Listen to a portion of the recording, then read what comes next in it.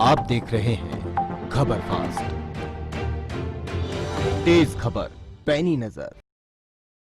इस वक्त हम गाजीपुर बॉर्डर पर है और देखिए जिस तरीके से यहाँ पर बार बार जो किसान आंदोलन को समर्थन करने के लिए तमाम तरह के लोग आ रहे हैं, वो चाहे किसान हैं या किसान परिवार से ताल्लुक़ रखते हैं, उसके साथ साथ में किसान ही नहीं बल्कि सैनिक, बहुत सारे अवार्ड वापसी के लिए लोग सामने आए हैं। बिजनेस लॉबी में जो काम करते हैं वो लोग सामने आ रहे हैं, यूनियंस सामने आ रही हैं, ट्रक यूनियन सामने आ रही हैं, टैक्सी यूनियन सामने आ रही हैं और तमाम तरह के मजदूर संघ इस किसान आंदोलन को सहायता देने के लिए साथ में जुड़ रहे हैं। ऐसे कुछ लोग यहाँ पर आज भी हैं।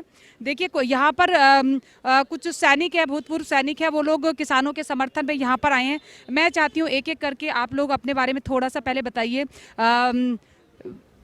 मेरा नाम है एक्स सूबेदार वीर सिंह चौहान और आज पिछले 21 साल से हमारे किसान भाई इस ठिठुरती ठंड में यहाँ पर पड़े हुए हैं अपने हक की लड़ाई के लिए। जो काले कानून लाए गए हैं, किसान विरोधी कानून लाए गए हैं, उसी की लड़ाई के लिए। तो आज सैनिकों ने भी ये संकल्प लिया है कि हमारे पिता और हमारे भाई जो यहाँ पर पड़े हुए हैं उनके साथ कंधे से कंधा मिला करके हम इनका साथ देंगे और सरकार को बाध्य करेंगे, सरकार को घुटने टिकवाने के लिए हम बाध्य कर देंगे कि सरकार को ये काले कानून वापस लेने ही पड़ेंगे। देखिए मैं एक चीज़ और जानना चाहती हूँ, आप व्यक्तिगत तौर पे हैं या पूरे एसोसिएशन साथ में आई है? भूतपूर्व एसोसिएशन, पूरे भूतपूर्व सैनिक साथ में हैं। बहुत महत्वपूर्ण बात बोल रहे हैं। आप अपने बारे में बताएंगे, आपका नाम? मेरा सुधर मेजर एमएल यादव, सुधर मेजर एमएल यादव। मैं यादव जी, बिल्कुल। देखिए क्योंकि यहाँ पर एक लाल बहादुर शास्त्री जी ने एक नारा दिया था, जय जवान जय किसान, और जब जवान और किसान एक साथ होता है तो स्ट्रेंथ बहुत ज़्यादा हो जाती है। और क्योंकि दोनों लोग एक साथ हैं, हमारे लिए गर्व की बात है कि हमारे बीच में किसान हैं और जवान हैं और हम उनके बीच में उनसे बात कर रहे हैं, क्योंकि ये किसी भी देश के भारतीय के लिए गर्व की बात है। आप जेपी मिश्रा जी, आप अपने बारे में एक तो थोड़ा सा बता दीजिए ताकि। मैं वेटरन्स इंडिया जो राष्ट्रीय संगठन है पूर्व सैनिकों का, जिसमें कि संत समाज भी है, किसान वर्ग भी है, मजदूर वर्ग भी है, उसका राष्ट्रीय अध्यक्ष हूँ। कितने पूर्व सैनिक हैं इसमें? 20 राज्यों में है।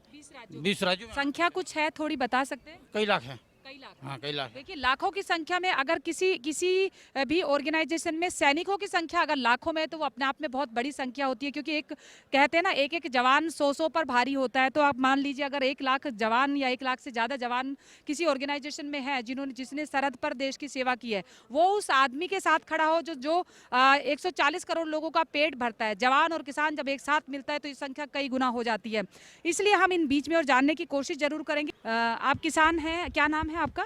हर्षवर्धन। आप लोग कैसा महसूस कर रहे हैं, क्योंकि जब आपके आमने सामने जवान बैठे और बीच में किसान बैठे हो, तो ये जो यूनियन एक बनती है वो गजब की है, क्योंकि हिंदुस्तान के एक प्रधानमंत्री ऐसे हुए जिन्होंने जय जवान जय किसान का नारा दिया और आज तक उस नारे को कोई भी बोलता है तो प्राइड का फील होता है अंदर से। कैसा लग रहा है आपको? ये तो भाई हैं हमारे जो समर्थन देना है। ये भी जाडे पाड़े में उस पर सरहद पे मरे, हम खेत में मरे हैं, हमारे ही तो बच्चे हैं। आज ये क्या आतंकवादी हैं जो कह रहे हैं किसानों में आतंकवादी घुस आए? ये तो माओवादी घुस आए। इन्हें भी माओवादी कहोगे आप? आपके सामने हैं, आप ही बताओ। किसी का झंडा देख लो आप, किसी पार्टी का झंडा है किसी का? बार बार देखिए ये बार बार बातें उठाई जा रही थी कि सरकार विपक्ष की तरफ से छोड़े हुए एजेंट है, या इनमें से जो किसान है वो एक्चुअली किसान है ही नहीं, किसान तो खेत में काम कर रहे हैं। अभी आप जिस तरीके से एक और बात जो कह रहे हैं कि माओवादी की बात हो रही थी, कुछ ऐसे थी कि सेपरेटिस्ट इस ग्रुप में बीच में आके, और बीच में जब जवान बैठते हो तो एक स्ट्रेंथ मिलती है उस ऑर्गेनाइजेशन। इसलिए मैं बार बार बोल रही हूँ कि जब आपके बीच में सैनिक आता है, एक पूर्व सैनिक जिसने सेना के साथ में सरहदों पर देश की रक्षा की है, तो फिर आप सवाल नहीं उठाते, फिर आपका सर झुक जाता है सैनिक के सामने।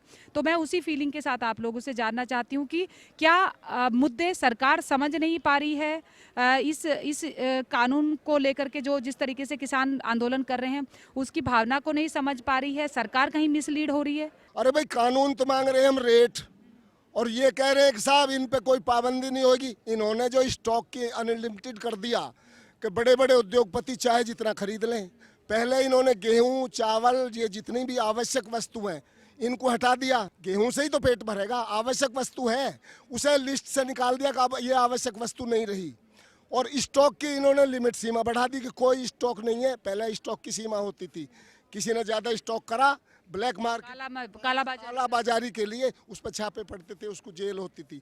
आज इन्होंने लाइसेंस दे दिया कि चाहे आप पूरे देश का अनाज लेके भर लें। तो इसमें ये सही है या हम सही हैं? भाई हम कह रहे हैं हमें रेट तो दे दो। जब इन्होंने कानून बनाया उस कानून के हिसाब से जब से कानून बनाया हमारे रेट आधे रह गए।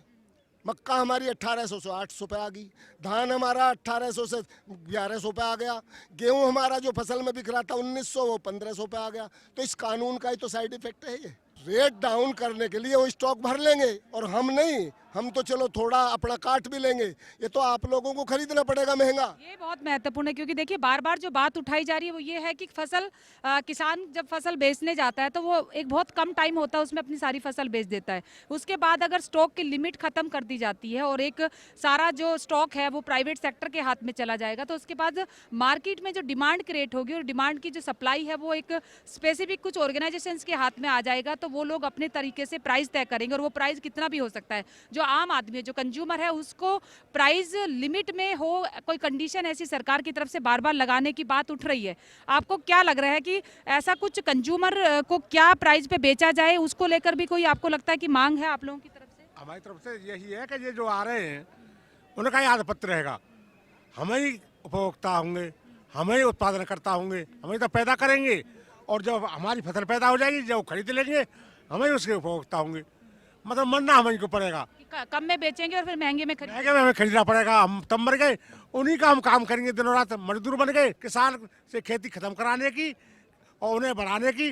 तो ये हम ही तो जो कह रही थी ना आप, हम ही तो किसान हैं, हम ही जवान हैं और आज यही हिंदुस्तान है। हम और दोनों एक हो चुके हैं।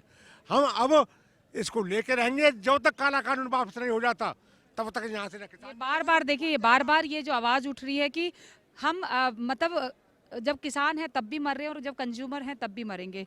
ये बार बार देखिए, आप क्योंकि पढ़े लिखे हैं, आपने सरहद पे नौकरी की है, देश की सेवा की है, आप किस तरीके से देख रहे हैं? क्या लग रहा है कि सरकार समझ नहीं पा रही है या सरकार की इंटेंशन नहीं है? सरकार अच्छी तरह से समझ रही है कि हमने गलत नीति लगा दिया है, कानून गलत दे दिया है। अब सरकार को सिर्फ अपना कानून वापस लेने में बेइज्जती महसूस हो रहा है और इसको इसमें कोई बेइज्जती महसूस नहीं हो रहा।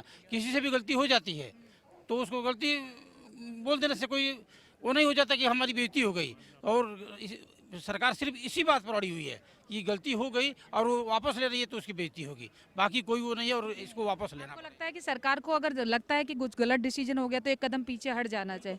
बिल्कुल, देखिए सबका अपना अपना मानना है और सब बार बार ये आवाज़ जो उठ रही है कि सरकार को जिद नहीं करनी चाहिए। कुछ और लोग हैं, हम यहाँ से जानने की कोशिश करते हैं। आप किस तरीके से देख रहे हैं? आपको लग रहा है कि सरकार जिद में पे अड़ गई है या किसान भी जिद पर अड़ गया है? किसान इस वक्त तो सरकार जिद कर रही है, किसान तो अपनी जगह अपने उस पर बैठे हुए हैं। जब तक हमारे ये विधेयक तीनों कैंसिल नहीं होंगे जब तक हम यहाँ से उठने वाले नहीं हैं।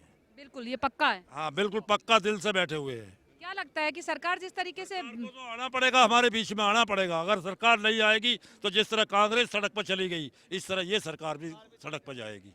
आपको लग रहा है कि चाहे कितना भी लंबा चले, क्योंकि सरकार चले मैं कहता हूँ ये 15 अगस्त तक भी ले जाएगी तो हम तैयार बैठे हैं बिल्कुल। 15 अगस्त तक भी अगर लड़नी पड़े, बीच में 26 जनवरी आ जाएगी। हाँ इस बीच में परेड करेंगे 26 जनवरी में हम।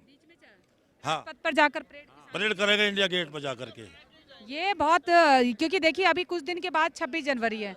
मैं आप लोगों से जानने की कोशिश करती हूँ और ये एक तरह से सरहद ही होगी क्योंकि बीच में बैरियर लग गए हैं। उधर दिल्ली की पुलिस है और इधर में किसान है। आपने देखा बॉर्डर पर एक तरफ चाइना होता है, एक तरफ हिंदुस्तान होता है, एक तरफ पाकिस्तान होता है और हिंदुस्तान, वो सरहदें आपने देखी। कभी इस सरहद की आपने कल्पना की थी कि ऐसे भी दिन आएंगे? ये तो कभी सोचा भी नहीं था कि ऐसे ये भी दिन देखने पड़ेंगे। तो इसलिए हम लोग किसान और जवान एक साथ खड़े हुए हैं और इन सीमाओं को हमने देश की रक्षा की। ऐसा क्या लगा कि विरोधाभास इतना हो गया? क्या सरकार ने स्टार्टिंग में गलती की? अगर जिस तरीके से इसको उठाया गया मुद्दे को, अगर इसको दूसरे तरीके से डील किया जाता तो शायद बात इतनी नहीं पहुंचती आगे तक। सरकार को अपने लोकसभा में लाना था, वहाँ पर बातचीत करनी थी, पास कराना था वहाँ से, उसके बाद में लागू करना था।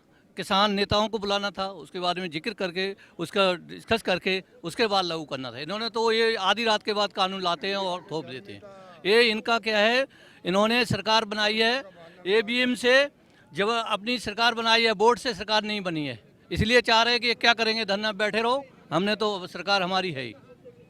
बिल्कुल, देखिए महत्वपूर्ण सवाल है क्योंकि सरकार के सामने किसान बैठे हैं, रोड पर जाम हुआ है, आम आदमी परेशान है। उस बीच में अभी 26 जनवरी आने वाली है, बहुत सारे सिक्योरिटी इश्यूज हो सकते हैं बार बार। सरकार की तरफ से भी ये कहा जा रहा है, हम भी ये लोग हम जानते हैं कि जब सड़क पर इतनी बड़ी जनसंख्या आकर बैठती है तो उसमें बहुत सारे इश्यूज होते हैं, बहुत सारी परेशानियाँ होती है। किस तरीके से लगता है आपको, लगता है कि सरकार सुनेगी? हम पीलीपीत से आ रहे हैं, हमारा नाम देसा सिंह है, 75 साल की उम्र हो गई हमारी और हम सन 65 की लड़ाई लड़के आए हैं। अब सड़कों पर रो रहे हैं, हमारे बच्चे सड़कों पर रो रहे हैं, अन्नदाता सड़कों पर रो रहा है। इस उम्र में हमें उनके सड़कों में रला रहा हमें। ये जो आपके जो सीने पर जो मेडल है, मैं देख रही हूँ कि ये 1965 की लड़ाई के लिए आपको रक्षा मेडल दिया हुआ है। ये रक्षा मेडल जब आपके सीने पे लटकता है तो एक प्राइड की बात होती है। आज आपने एक लड़ाई है जो बॉर्डर पर लड़ी है, आज एक लड़ाई आप किसान की यहाँ पर लड़ रहे हैं। हिंदुस्तान में जय जवान और जय किसान का नारा दिया जाता है। आपको लगता है कि सरकार इस नारे का मतलब समझ नहीं पा रही है या देर कर रही है, गलती कर रही है? सरकार वेसरी हुई बैठी है, उसको ये मानना पड़ेगा, जरूर मानना पड़ेगा। ना के छोड़ेंगे हम जब तक हमारा मसला हल नहीं हो, तीनों कानून वापस नहीं लिए जाएंगे, हम जाएंगे नहीं। लेकिन सरकार बार बार ऐसे कह रही है कि देखिए हम तो किसानों के भले के लिए बात कर रहे हैं। आपको लगता है कि किसानों की भले की बात, क्योंकि कृषि कानून लेके आए, वो कह रहे हैं कि हम तो किसानों को आगे लेके जाना चाहते हैं, उनको बढ़ाना चाहते हैं। वो तो हमें वेसलापन दिखा रही है, वेसलापन दिखा रही है। आपने 65 की लड़ाई देखी, उसके बाद पूरा हिंदुस्तान में बहुत बदलाव देखा, क्योंकि 65 की लड़ाई का वो दौर था जब हिंदुस्तान में अनाज की कमी होती थी। आपको याद होगा कि लाल बहादुर शास्त्री ने एक बार नारा दिया था कि अगर, क्योंकि हमें बाहर से अनाज मंगाना पड़ता था, गेहूं, तो लाल बहादुर शास्त्री ने एक बार बोला था कि हम अगर अपने पूरे हिंदुस्तान में एक दिन का खाना छोड़ दे तो हमारे जो अन्न का जो भंडार है वो भर सकते हैं, जो कमी है वो पूरी हो सकती है। और ऐसा हुआ भी था कि लाल बहादुर शास्त्री के कहने के बाद पूरे हिंदुस्तान में एक दिन के लिए, हफ्ते में एक दिन के लोगों ने फास्ट रखे, ढाबे तक बंद हो जाते थे। आज आपको लग रहा है कि वो उस तरह के नेताओं की कमी आप देख पा रहे हैं, क्योंकि आप इतने लंबे टाइम से पूरे हिंदुस्तान को देखते आ रहे हैं? वो तो हमें आतंकवादी कोशिश कर रहे हैं, कोई आतंकवादी कोई पाकिस्तान वाले को कोशिश कर रहे हैं, जबकि सरकार की लड़ाई लड़के आए हम। बिल्कुल, मैं ये आपसे कहना, जो मैं सवाल है मैं वो आपसे भी दोहराना चाहती हूँ, क्योंकि आप युवा हैं। आपको लगता है कि जिस तरीके से, देखिए मैं जो लाल बहादुर शास्त्री की बात कर रही थी, आज यहाँ पर जवान और किसान दोनों साथ में बैठे हैं, आपको लगता है कि क्या मतलब नेताओं के और किसान और जवान के बीच में जो एक संवाद होना चाहिए तो उसमें कहीं गैप हुआ है, या कहीं कुछ गलतियाँ हो गई हैं, कुछ चूक हो गई है जिसको सुधार की ज़रूरत है? हाँ जी, गलतियाँ हो गई है, उनको सुधारना पड़ेगा सरकार को। बिल्कुल, देखिए हम जानने की कोशिश करते हैं, और ये आखिरी सवाल मेरा आपसे कि आप जिस तरीके से देख रहे हैं कि सरकार कह रही है बार बार में कि देखिए हम तो किसानों की भलाई की बात कर रहे हैं, हम किसानों को आगे लेके जाना चाहते हैं, निजी इन्वेस्टमेंट को बढ़ावा दे रहे हैं ताकि कृषि क्षेत्र में ग्रोथ हो। आपको क्यों विश्वास नहीं हो रहा कि वो जो ग्रोथ है उसकी हिस्सेदारी आपको भी मिलेगी? मैडम, मैं सरकार की तरफ से ये कहना चाहूँगा, उन्होंने बहुत अच्छा किया कि ये बिल लेके आए जो किसान के फेवर में नहीं है। अगर फेवर में होता तो लाखों किसान बॉर्डर पे जमा ना होता। आज ये कह रहे हैं कि जी ये बिल बहुत अच्छा है, उसे समझा रहे। जब लाखों किसानों को ये नहीं समझा पा रहे और किसानों के फेवर में ये बिल है नहीं, हम अपने बच्चों को छोड़ के यहाँ पे हैं 19 दिन से, 19 लोग हमारे यहाँ पे एक्सपायर हो चुके हैं, और हम कह रहे हैं सरकार को कि हमें नहीं चाहिए ये बिल, आप एमएसपी ला दो, जिससे कि जो सरकारी खरीद हमारी नहीं होती है, प्राइवेट में जाती है, जो हमें 1 रुपए की चीज़ अठन्नी में देनी पड़ती है, तो पूरे देश में एमएसपी लागू कर दो तो हमारी आय दुगनी हो जाए। लेकिन ये आय दुगनी करना नहीं चाहते, ये हमें परेशान करना चाहते। ये काम जो है उद्योगपतियों के लिए है, ये बिल उद्योगपतियों के लिए लाया गया है। इसकी जो इन्होंने स्टार्टिंग की थी 2-2.5 साल से 3 साल से, इनका यही प्लानिंग थी कि खाद्य पे अपना हक जमाएं उद्योगपतियों का और किसानों को मजदूर बना दें।